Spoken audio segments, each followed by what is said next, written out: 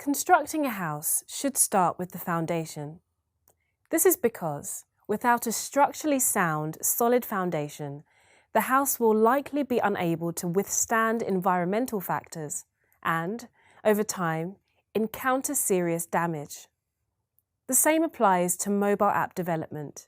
When you develop an app, it is important that it is well structured, using project folders. These folders hold the different pieces of the entire project together. In this video, you'll learn more about these folders, specifically the folder structure of an Android project. Whenever you start a new project in Android Studio, it automatically generates many files and folders by default. These files and folders contain everything that is required for an app to run, from source code and assets to test code and build configurations. Let's unpack some of these basic files and folders made available by Android Studio. You already know that the navigation bar allows you to navigate and access project folders and files. Let's begin by exploring the sample app folder. The sample app folder is the root directory for your project. The root directory is, in essence, the root for all other folders and files. Next is the .gradle folder. Gradle refers to the build toolkit that guides the project building process called Gradle, which you'll learn more about later. This folder contains all the configurations and files used by Gradle to build your project. You can delete these files if you want, but they are automatically generated each time you try to compile a project. The .idea folder is used by Android Studio to store specific project metadata. The purpose of this folder is to tell apps how to use the data it describes. In this folder, there is a set of configuration files containing configuration data for specific functional areas. The name of these files indicates the functional area.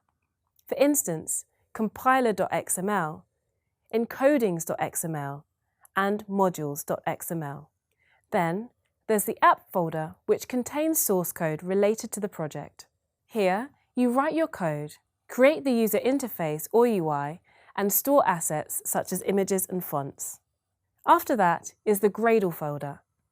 Gradle refers to Android's build system, which is a set of tools made available to developers to build, test, and run their applications.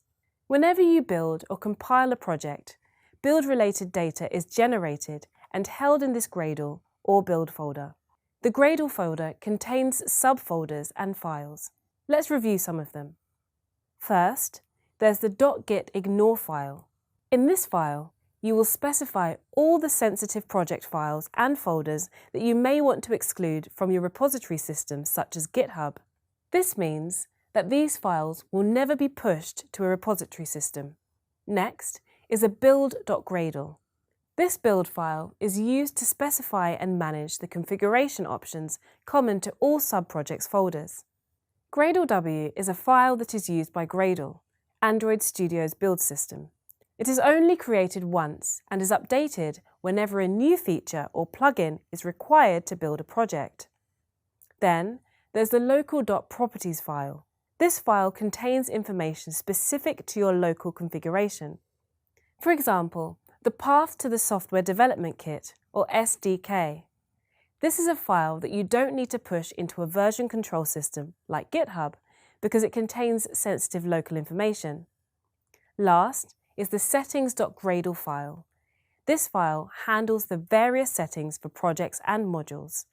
Something else worth mentioning is the external libraries, which can be found in the app folder. It is not a folder, but rather a place where third-party libraries are displayed. In this video, you've learned about the folders and files that make up an Android project in Android Studio.